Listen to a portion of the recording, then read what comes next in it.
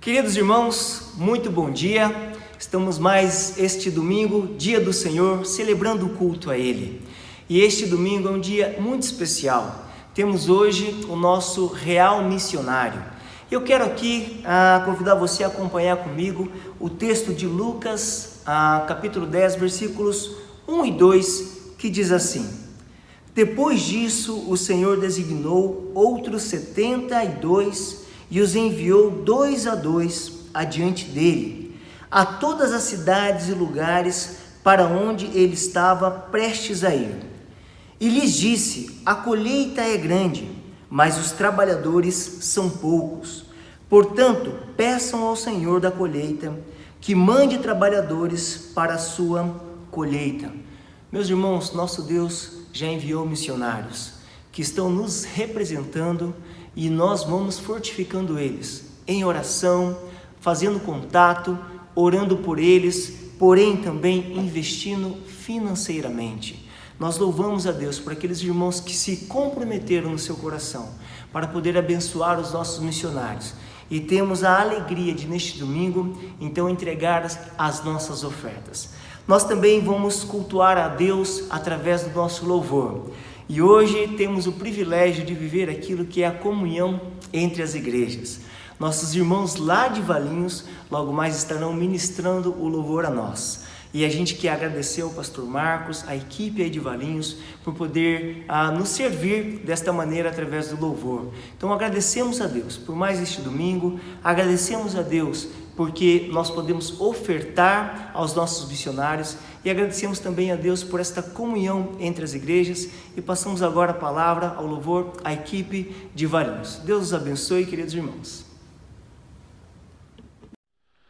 Muito bom dia. A gente, como Igreja Evangélica Livre, a gente fica feliz de estarmos juntos, vocês aí em São Paulo, a gente aqui em Valinhos, e nós nos alegramos por estar participando do culto da Capela do Redentor. Nós, como Igreja Evangélica Livre de Valinhos, temos grande amor e grande carinho por vocês, e juntos nessa manhã nós queremos louvar, bendizer e exaltar o nome do nosso Senhor. E eu convido os irmãos a abrir sua Bíblia junto comigo no livro de Romanos, capítulo 15. Nós vamos ler dos versos 5 ao verso 7. Romanos 15, do 5 ao 7. A palavra do Senhor fala assim: Que Deus, aquele que concede paciência e ânimo, os ajude a viver em completa harmonia uns com os outros, como convém aos seguidores de Cristo Jesus. Então todos vocês poderão se unir em uma só voz para louvar e glorificar a Deus, o Pai de nosso Senhor Jesus Cristo. Portanto, aceitem-se uns aos outros como Cristo aceitou, para que Deus seja glorificado. Que nessa manhã você louve ao Senhor, que nessa manhã você deixe o Espírito Santo invadir o seu ser e com todo o seu vigor, com toda a sua força, você louve ao Senhor com alegria, porque Ele merece. E é Ele que nós vamos louvar, e é Ele que nós vamos declarar que nós somos o povo de Deus. Vocês em casa, nós aqui em Valinhos, não importa o lugar, o que importa é que nós estamos juntos. E nessa manhã nós vamos declarar que nós somos o povo de Deus, reunidos, louvando, adorando e bendizendo o nome dEle.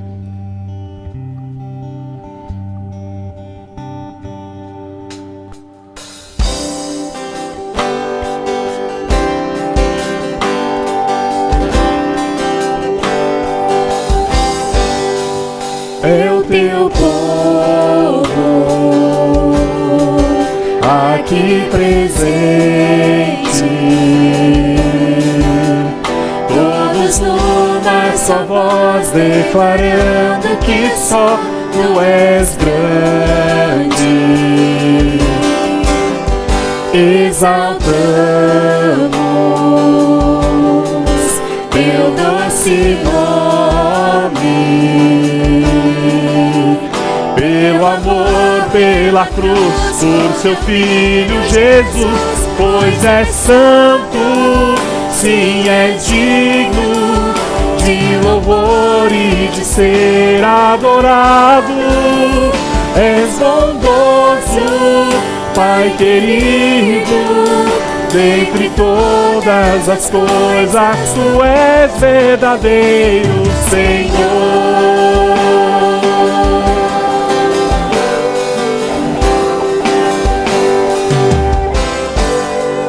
É o teu povo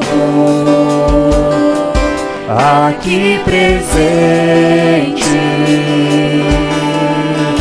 todos numa só voz, declarando que só tu és grande. Exaltamos teu doce nome, pelo amor, pela cruz, por teu Filho Jesus, pois és santo, sim, és digno de louvor e de ser adorado. És bondoso, Pai querido, dentre todas as coisas, tu és verdadeiro, Senhor. Pois és santo, sim, és digno de louvor e de ser adorado. És bondoso, Pai querido, dentre todas as coisas, tu és verdadeiro, Senhor.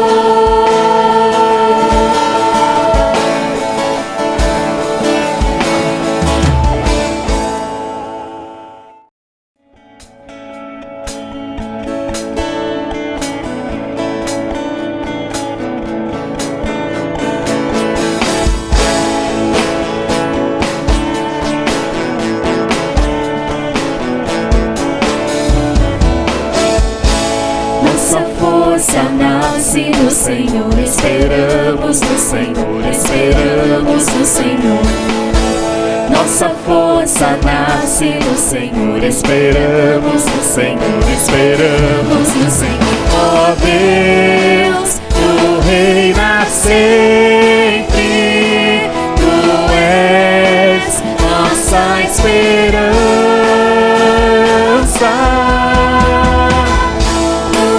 Eternamente Deus, eternamente Deus, tua força não se abala nunca.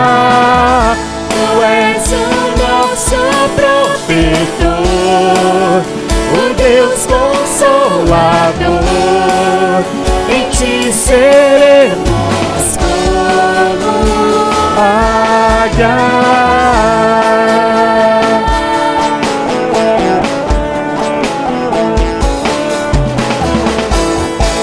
Nossa força nasce no Senhor, esperamos no Senhor, esperamos no Senhor.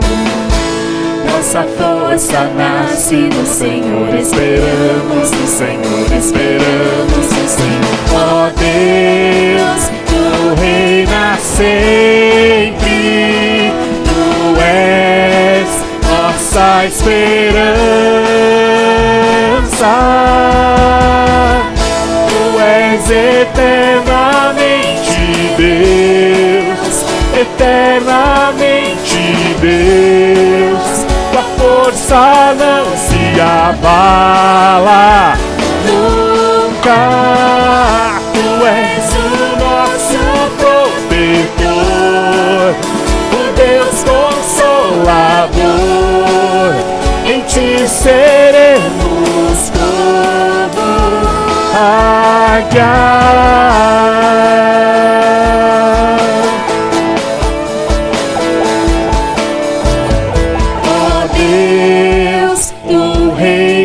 Sempre tu és nossa esperança. Tu és eternamente Deus, eternamente Deus. Tua força não se abala nunca. Tu és o nosso protetor, o Deus consolador, Consolador, em ti seremos como águia.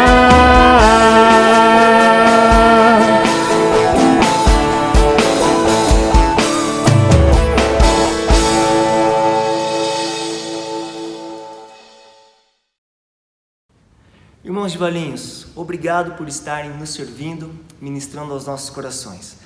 Nós queremos agora passar a palavra para o pastor Frido, que continuará a nossa série, uma emocionante história de vida. Davi, uma questão de coração. Pastor Frido, Deus o abençoe, a palavra é contigo. Bem-vindos a cada um de vocês nesse dia. Nós queremos dar sequência no estudo da palavra do Senhor, no estudo da nossa série de mensagens que temos iniciado há 2 semanas atrás, a série de mensagens sobre a vida de Davi, que é uma questão de coração. Queremos olhar através da janela da vida desse personagem e tirar também alguns princípios para a nossa vida.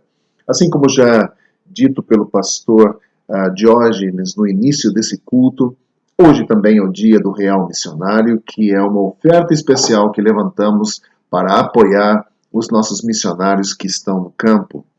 A grande questão é por que enviamos missionários para esse tipo de trabalho, para fora do Brasil ou mesmo dentro do Brasil, pessoas que deixam a sua circunstância, a sua família, para ir viver num lugar desconhecido, com uma cultura diferente, com talvez um idioma diferente, hábitos diferentes. Tudo isso gerando estresse sobre esses missionários e suas famílias. Tudo isso gerando, às vezes, também um certo tipo de insegurança por estar fora do seu contexto, de perder amigos, talvez, de muitos anos. Por que nós fazemos isso? Não posso pensar em outra coisa a não ser por causa da nossa identidade. Nós fazemos isso por causa da nossa identidade, por quem somos em Cristo, por aquilo que Cristo fez em nossa vida, e queremos contar isso para outras pessoas. Portanto, as missões cristãs, ou missões, o trabalho de missões, o desafio de missões, tem na sua essência fazer o Senhor Jesus conhecido em lugares onde Ele ainda não é adorado e glorificado. Então, nesse dia, nós temos esse privilégio também de apoiar esses missionários, esses irmãos em Cristo, que estão lá na linha de frente, em avançar com o Evangelho, onde o Evangelho ainda não existe, ou é muito pouco ainda a representatividade do Evangelho. Nós sabemos que o Senhor Jesus, enquanto aqui na Terra, Ele transformou vidas. O Evangelho transforma vidas. E nós cremos que o Evangelho transformador, ele inicia uma revolução no coração de cada ser humano, alinhando-o de volta à missão de Deus, alinhando-o de volta aos princípios e valores que Deus nos criou para seguirmos. E nesse dia nós queremos, na nossa continuidade do estudo da vida de Davi, olhar para um desafio, talvez um dos maiores desafios desde que Davi entra na cena bíblica, que é o encontro de Davi com Golias. Muito se tem ouvido sobre essa história, e muitas mensagens já foram pregadas baseadas no texto de 1 Samuel, capítulo 17. E nessa manhã eu quero convidar você a se juntar a mim nessa investigação, nesse texto. Queremos olhar alguns versículos desse texto. É um capítulo longo, portanto não vou lê-lo aqui na sua íntegra, mas vou usar alguns textos partindo do pressuposto de que você conhece a história. Caso você não conhece a história de Davi e Golias, leia antes o capítulo 17 do livro de 1 Samuel, lá no Antigo Testamento. Leia essa história, familiarize-se com a sequência dos fatos, e depois você volta e assiste o restante desse vídeo. Mas para você que já sabe ou quer continuar, vamos em frente nessa manhã, porque eu acredito que nós temos algo muito de valor em cada relato, em cada história. E nessa semana, enquanto meditava sobre esse texto, preparando essa mensagem, Me veio uma pergunta na cabeça: por que temos todas essas histórias na Bíblia? Por que todos esses detalhes pessoais? Por que dedicar um tempo para nos dizer quando Davi chegou ao local, para nos dizer que seu irmão mais velho o maltratou? Por que dizer que Davi estava levando pão e queijo? Por que nos dizer quanto pesava a lança do gigante? Por que Deus fez isso? Ou por que esse relato está na Bíblia? O que Deus está tentando nos comunicar com todos esses detalhes? Não tem como nós pensarmos diferente. Aqui Deus quer que saibamos que sua obra, seu plano, sua aliança são questões reais. Não é algo virtual. Deus quer que saibamos que tudo o que Deus está fazendo é algo real, não virtual. Enquanto nós avançamos pelo texto, quando nós começarmos a ler o texto de 1 Samuel, capítulo 17, nós vamos ver que essas pessoas que são citadas nesse texto, elas se tornam muito familiares para nós, porque elas são muito parecidas conosco. Todos nós sabemos o que são disputas familiares. Todos nós sabemos o que é ter medo, todos nós sabemos o que é enfrentar perigo, e todos nós também sabemos, quando nós nos envolvemos em alguma coisa, queremos saber o que vamos ganhar com isso. Todos esses detalhes, todas essas descrições nessa passagem são extremamente ricas para avaliarmos também do ponto de vista de Deus, do que Ele está fazendo e como Ele está fazendo. Deus quer que saibamos que a sua verdade e a esperança de sua verdade estão enraizadas desde a sua atividade. Desde que, a partir do ponto de vista de que Deus está agindo. Deus não é apenas o Deus que fala, Deus é o Deus que age. E assim esses detalhes estão aqui para que nós possamos também entender que Deus age. Confiamos em um Deus que entende o que enfrentamos, confiamos em um Deus que entende as nossas limitações, as duras realidades de um mundo caído, mas aqui o seu amor, a sua graça, o seu poder nos encontra exatamente aonde nós estamos todos os dias. Essa é a experiência de Davi. Essa pode ser também a nossa experiência. O texto que está diante de nós nesse dia é uma das histórias mais familiares de toda a Bíblia. Israel aqui está de novo enfrentando os filisteus, que era uma nação, um tipo de nação pirata na costa leste da Palestina. E aqui eles estão de novo prontos, se reunindo num vale que se chama Elá, para uma disputa, para uma guerra, para uma batalha. Deus havia prometido entregar todas as nações nas mãos de Israel, mas diz o texto que aqui, especificamente, um guerreiro de quase 3 metros de altura saía diariamente e provocava os israelitas, e eles voltavam para suas tendas com medo. Um dos temas que nós abordamos no domingo passado foi o tema do medo que nos paralisa. Surpreendentemente, esse mesmo tema volta um capítulo depois. Domingo passado olhamos que o medo paralisou por certo momento o grande profeta Samuel. Aqui no capítulo 17 nós vemos que o medo paralisou uma nação inteira, um exército inteiro, e também o seu rei, o rei Saul.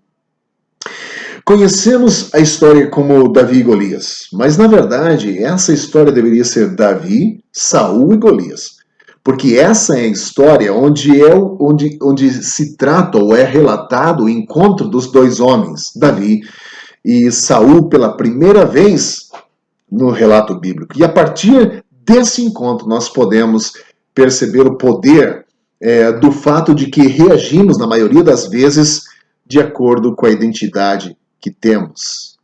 Davi e Saul têm identidades notavelmente diferentes aqui.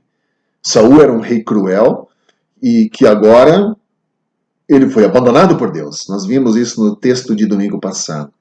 E ao se encontrar no vale de Elá, Saul não tem nada. Porque, na verdade, se você não tem Deus, você não tem nada. E não é de admirar que Saul estivesse com medo. Veja o tamanho do problema que ele estava enfrentando aqui. Um problema gigantesco, literalmente. E nesse ponto, outro homem entra em cena. Ele não está lá como soldado, ele está lá como um filho. Seu pai, Jessé, o enviou para levar uns pães e queijo para os seus irmãos, e aqui temos uma típica cena familiar de um pai que está preocupado com os seus filhos, e ele não quer apenas que Davi leve mantimentos para os seus irmãos. Jessé não quer que Davi apenas leve o pão e o queijo, mas Jessé quer que Davi vá lá, leve esses alimentos e traga um relato dos filhos, para saber como os filhos estão na frente da batalha. Veja o que o texto diz a partir do versículo 24 de 1 Samuel capítulo 17. Quando os israelitas viram o homem, está falando aqui do gigante, né, de Golias, todos fugiram com muito medo. Os israelitas diziam entre si: viram aquele homem? Ele veio desafiar Israel. O rei dará grandes riquezas a quem matar esse homem. Também lhe dará sua filha em casamento e isentará de impostos em Israel a família de seu pai. Davi perguntou aos soldados que estavam ali a seu lado: o que receberá o homem que matar esse filisteu e salvar a honra de Israel? Quem é esse filisteu incircunciso para desafiar os exércitos do Deus vivo? Repetiram a Davi o que haviam comentado e lhe disseram: isto é o que receberá o homem que o matar. Duas coisas nesse texto. A primeira coisa que o exército ficou com muito medo e disse que o gigante desafiava Israel. Davi parece que está cheio de coragem, percebe que o gigante não desafia somente o povo de Israel, mas ele ofende o Deus de Israel. O chama de incircunciso por desafiar os exércitos do Deus vivo. Interessante que a perspectiva faz uma grande diferença. Antes de seguirmos adiante, nós precisamos refletir um pouco sobre o que se espera de alguém que afirma amar o Senhor. O que você espera de alguém que se diz cristão? Infelizmente, nós vivemos numa época em que cristãos têm sido um testemunho muito ruim para a causa do Evangelho. Temos visto pessoas mais voltadas no utilitarismo do Evangelho, daquilo que podem ganhar com o Evangelho, do que necessariamente promovê-lo para trazer glórias ao Senhor. Nós vemos uma inversão de valores muito grande em relação à religiosidade. Nós vemos pessoas cheias da religiosidade, mas vazias de Deus. Nós vemos pessoas cheias de justiça própria, mas vazias da justiça de Deus.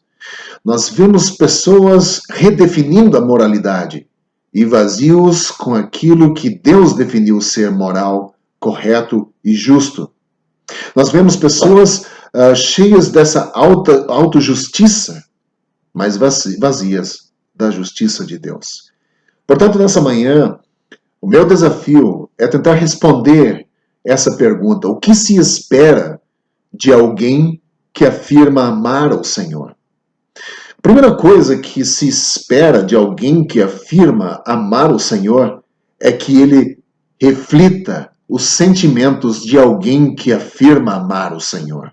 Precisamos ter os sentimentos que estejam alinhados com o nosso discurso. Por exemplo, vamos olhar o texto um pouco mais à frente, antes de seguirmos. Vamos iniciar com a conclusão. Nessa manhã eu quero propor uma coisa diferente, começar a mensagem com a conclusão. Veja o versículo 37. O Senhor que me livrou das garras do leão e das garras do urso, me livrará das mãos desse filisteu. Diante disso, Saul disse a Davi: vá, e que o Senhor esteja com você. Quando Davi chega, ele vê essa cena da perspectiva da sua identidade como filho de Deus, sua identidade no Senhor. Para Davi, essa cena parece dramaticamente diferente do que parecia para Saul. Nós nunca olhamos nosso mundo de maneira neutra. Seria infantilidade acharmos que nós temos neutralidade na nossa visão de mundo. Nós sempre olhamos nosso mundo na perspectiva de alguma visão. de mundo. E com Davi não é muito diferente. Isso é coisa de visão de mundo que nós temos aqui.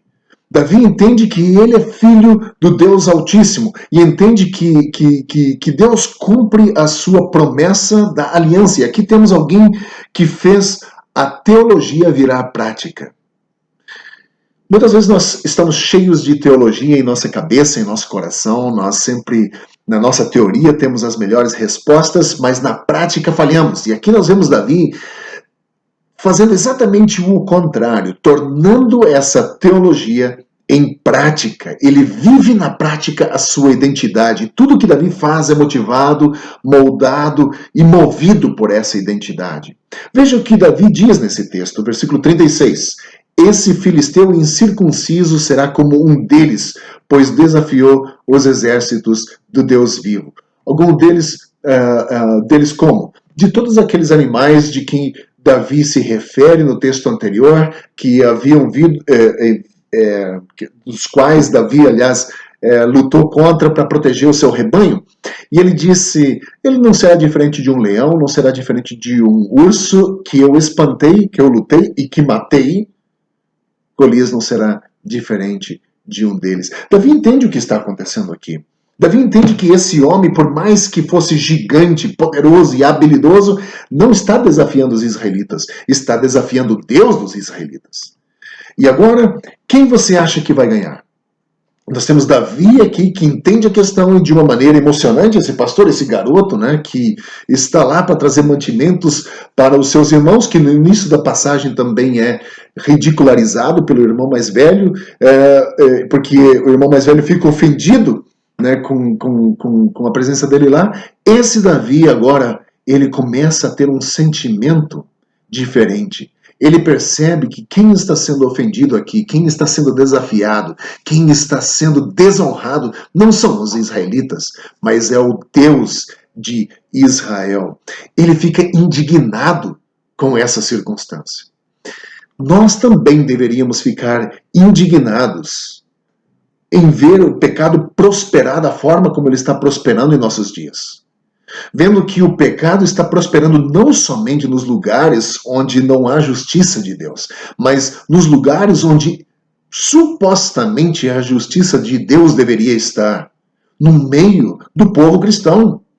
Nós estamos vendo o pecado prosperando. Sempre que nós vemos o nome do nosso Deus desonrado, isso deveria nos incomodar, isso deveria nos ofender.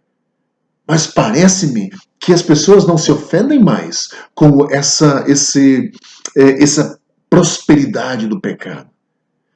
Veja o que Davi faz. Davi ele se sente totalmente desconfortável ao perceber que alguém desafia o Deus. Isso está diretamente ligado com a nossa identidade. Deus está sendo difamado, Davi fica irado. Davi não conseguiu ficar indiferente. Ele não conseguia ficar indiferente com essa circunstância, mas o pobre derrotado Saul, com a sua identidade perdida, estava indiferente. Em sua tenda, com medo. Davi, não. Davi estava lá. Eu disse no domingo passado que o medo pode nos paralisar. O povo de Deus nunca deveria estar paralisado diante desse mal. Um sentimento assim vem quando lemos um texto como esse de hoje, pode vir aquele sentimento de dizer, veja, é quase impossível vencer. É grande demais esse desafio. Esse gigante é grande demais.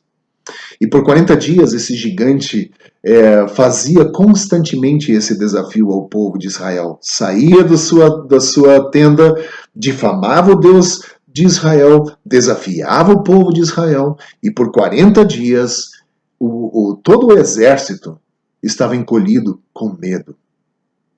Davi não apenas tem sentimentos que se espera de alguém que ama o Senhor, ele também faz a escolha certa, que é justamente a segunda característica diante de nós. O que deveria caracterizar uma pessoa que ama o Senhor? Não apenas ter o sentimento correto, mas deveria também fazer as escolhas certas. Veja no versículo 31. As palavras de Davi, quando Davi disse, né, que enfrentaria ou que ninguém deveria se esconder ou temer o gigante, o versículo 31 diz: as palavras de Davi chegaram aos ouvidos de Saul, que o mandou chamar. Agora observe o que Saul está fazendo lá.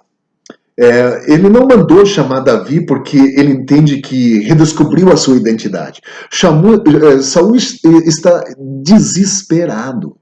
Saul está com medo. Ele tentará qualquer coisa. Provavelmente essa é a primeira coisa em 40 dias de positivo que Saul escuta. Lembre que por 40 dias esse gigante estava desafiando Israel. E Saul não via nada de positivo. A afirmação de Davi foi a primeira coisa positiva que ele havia ouvido em 40 dias. E então esse homem provavelmente começa a se animar de novo. Versículo 32 diz, em relação a Davi, Davi disse a Saul: ninguém deve ficar com o coração abatido por causa desse filisteu. Seu servo irá lutar contra ele.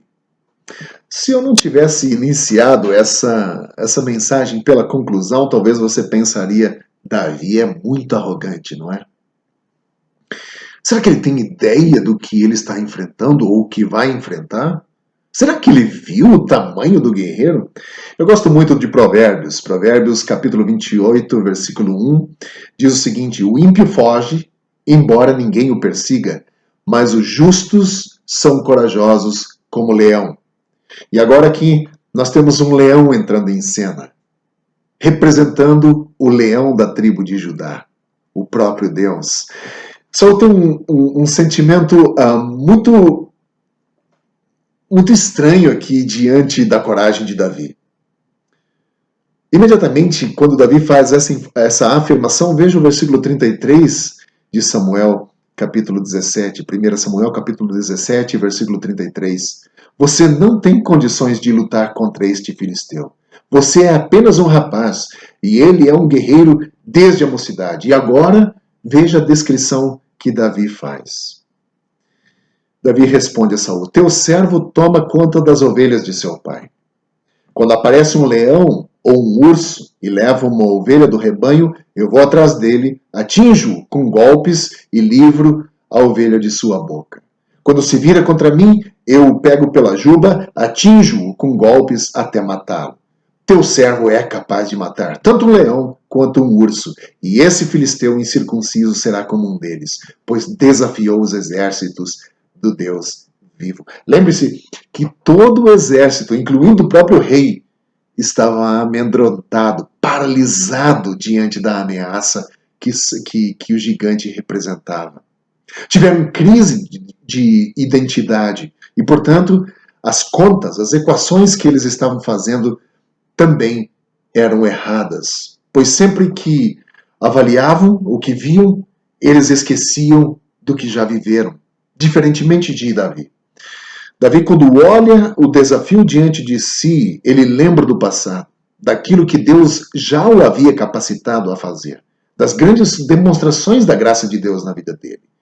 Saul, diferentemente, esqueceu disso. Isso nos deveria levar também a refletir sobre como nós avaliamos a nossa própria vida quando lidamos com as dificuldades. Como nós reagimos? Em momentos assim, qual é a equação que você faz? Em momentos onde a pressão aumenta, que forma a nossa ação? Nós reagimos diante de algumas circunstâncias baseadas na nossa identidade. Nós formamos as nossas palavras, nós formamos as nossas ações e as nossas respostas baseadas na nossa identidade, em quem nós somos. Em momentos assim, você prega um evangelho daquilo que Deus já fez no passado para você mesmo? Ou você passa a pensar que está sozinho, que está sem recurso, sem poderes, sem a presença de Deus, sem esperança, fraco e incapaz? Medo transforma a gente em pessoas assim. Pessoas que olham para si mesmas incapazes. Pessoas que ficam impossibilitadas de tomar decisões, de ir para frente, Mas quando nós agimos com uma identidade em Cristo, assim como Davi fez, que lembrou quem ele era e o que Deus já fez no passado, esse é um evangelho que precisamos pregar para nós mesmos à medida em que nós vivemos o nosso dia a dia, enfrentando circunstâncias diferentes. Um evangelho que é baseado em quem Deus é, no Deus que promete, porque atrás da promessa existe o Deus da promessa, o Deus da palavra, um Deus que não mente. Deus havia dito que entregaria as nações nas mãos dos israelitas. Todos os israelitas esqueceram isso, menos Davi. Davi não apenas tem o sentimento correto, não apenas tem as atitudes corretas, né? Mas ele também faz as escolhas corretas.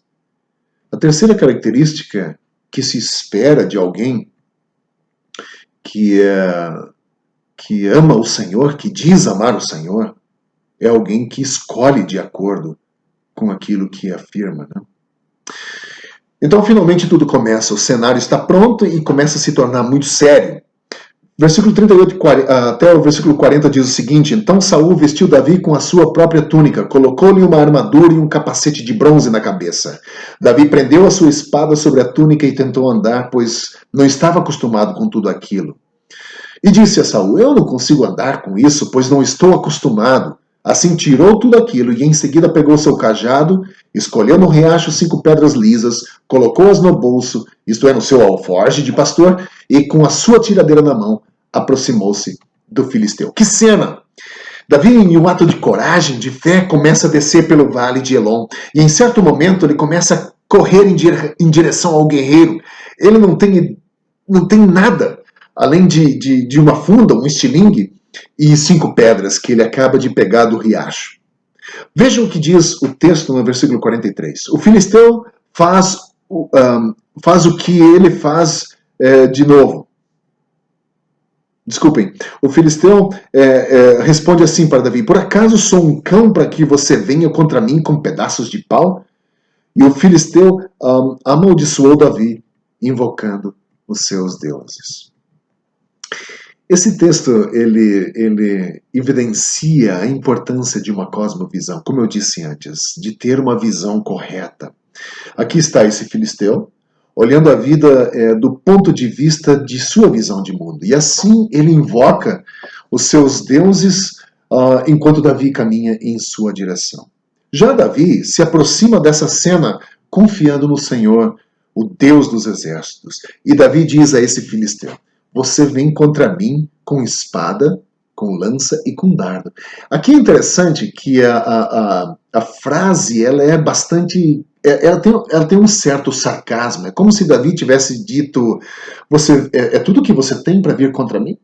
É só isso? Uma espada, uma lança, um dardo? É só o que você tem?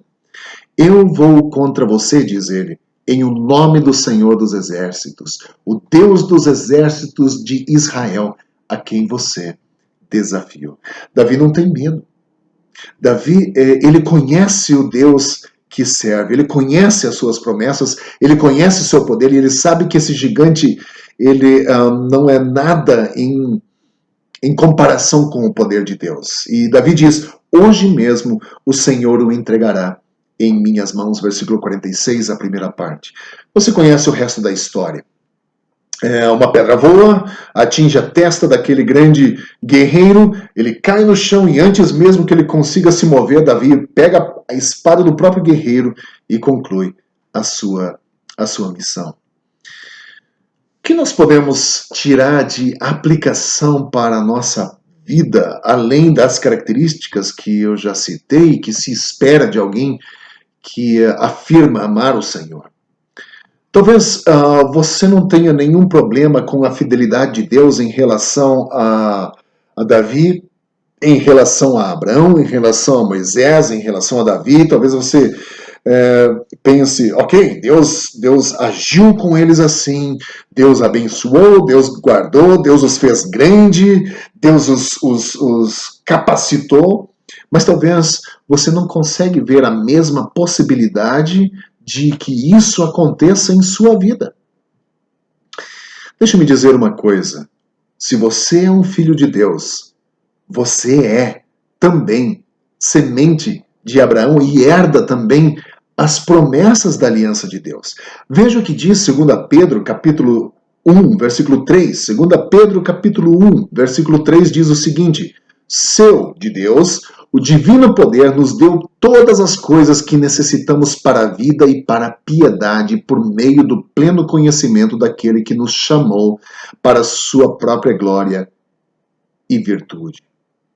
O poder de Deus nos deu capacitação para que nós possamos fazer as coisas que precisamos fazer. E é interessante que ele diz para a vida e para a piedade. Se ele citasse só vida, nós poderíamos interpretar, bom, pode ser vida eterna, então eu vou ter tudo isso na vida eterna. Mas não é o que ele diz. Ele diz vida eterna, que pode ser a vida eterna, mas também para a piedade. Exercer aqui já, enquanto eu vivo na terra.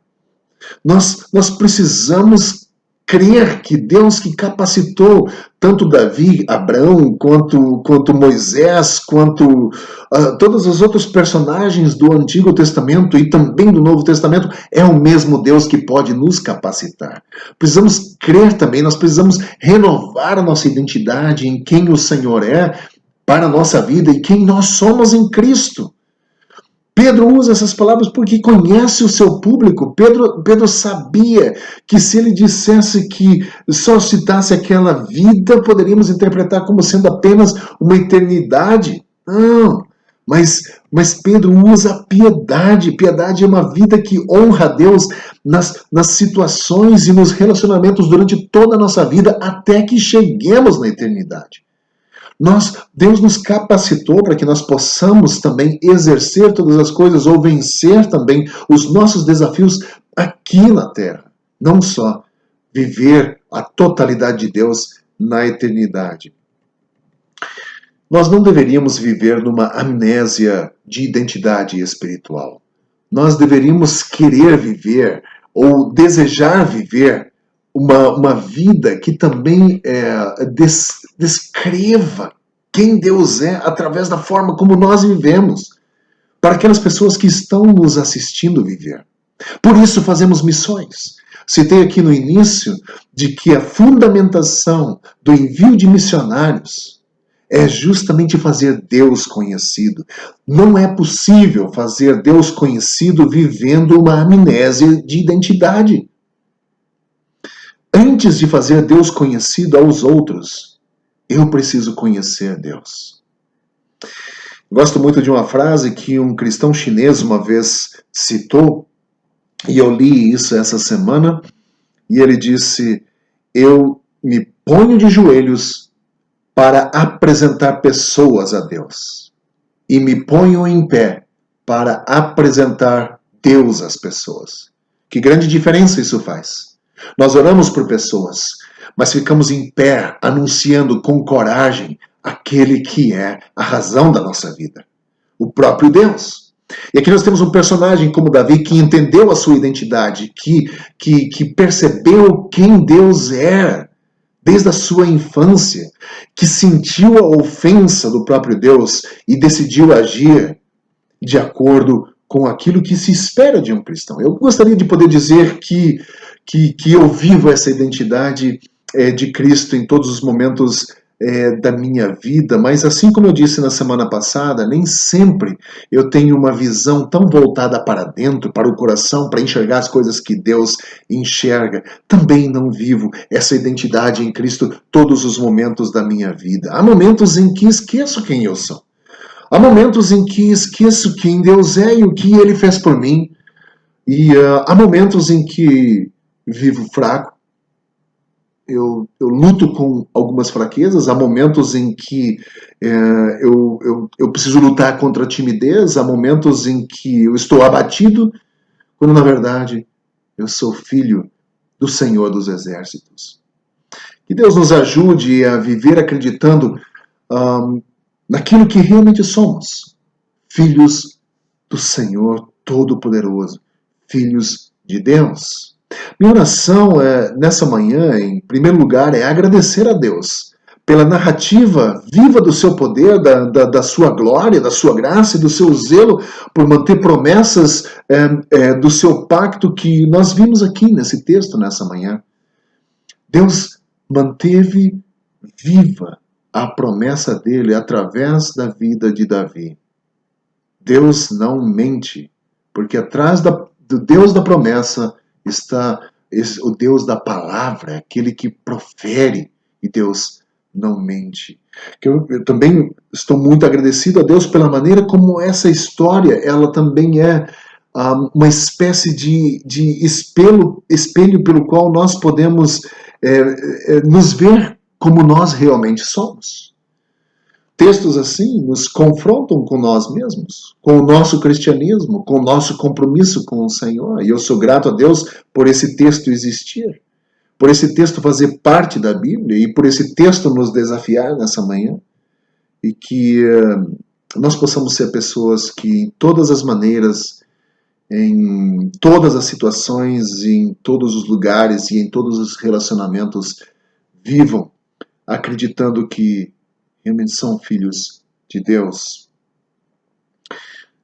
Nessa manhã nesse dia eu quero encerrar essa mensagem desafiando a cada um de vocês, a cada um de nós, com textos como esses que temos diante de nós nesse dia. Textos assim, como eu disse, nos servem como um espelho que nos confronta. Portanto, permita que a palavra de Deus confronte você nesse dia. Avalie a sua vida.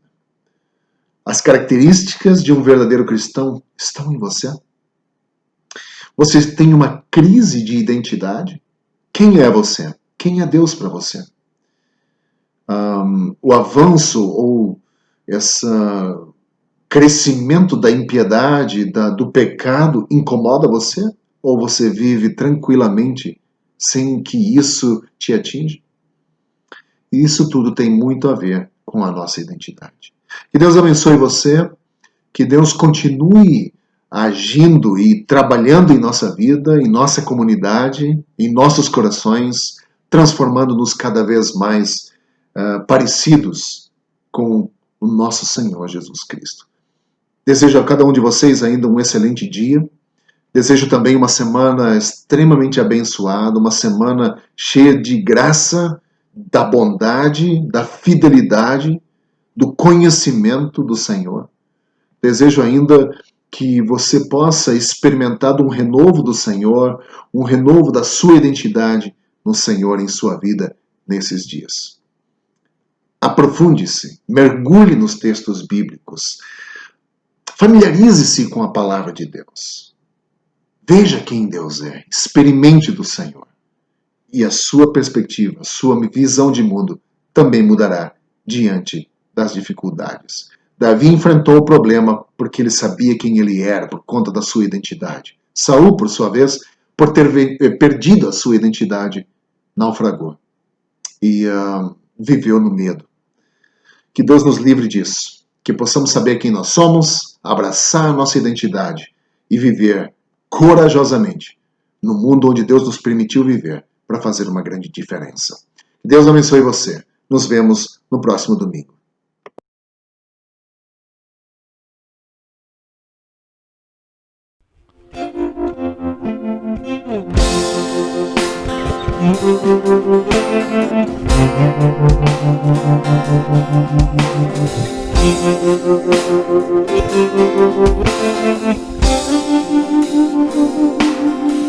E a gente aprende a confiar em um Deus que faz milagres, que ouve a nossa oração, que se faz presente aqui. Um dia a gente aprende a dar um passo só de cada vez, mas sem duvidar,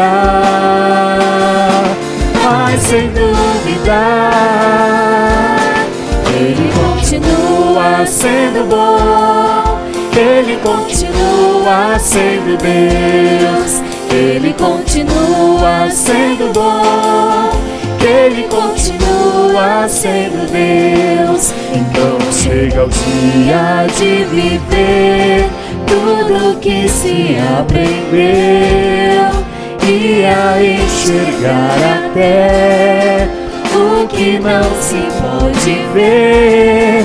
Chega o dia de entender, até ouvir o não de Deus. Mas sem dúvida,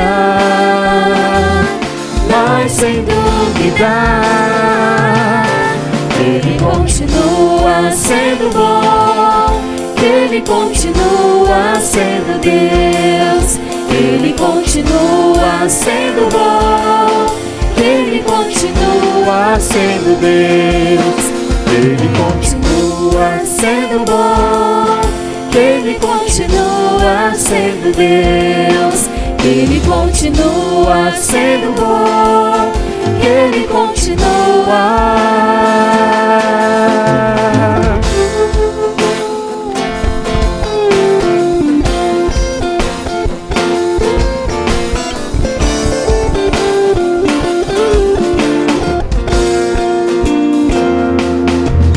A gente aprende a confiar em um Deus que faz milagres, que ouve a nossa oração, que se faz presente aqui.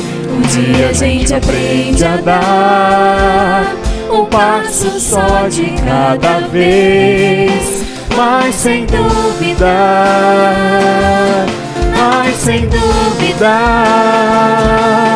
Ele continua sendo bom, que Ele continua sendo Deus. Ele continua sendo bom, que Ele continua sendo Deus. Então chega o dia de viver tudo que se aprendeu e a enxergar até o que não se pode ver. Chega o dia de entender, até ouvir o não de Deus. Mas sem dúvida,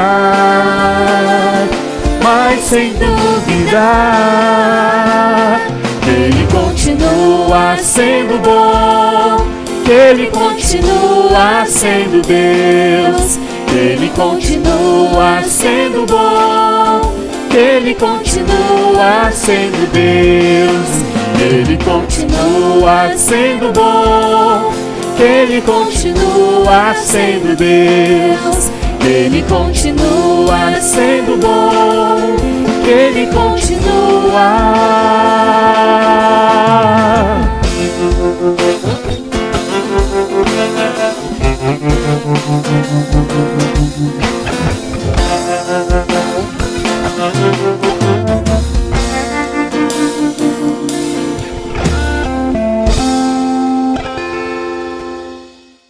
Amados, chegamos ao final de mais um culto. Como Deus tem nos abençoado. Deus tem falado ao nosso coração. E neste final de culto ainda quero passar 2 recados.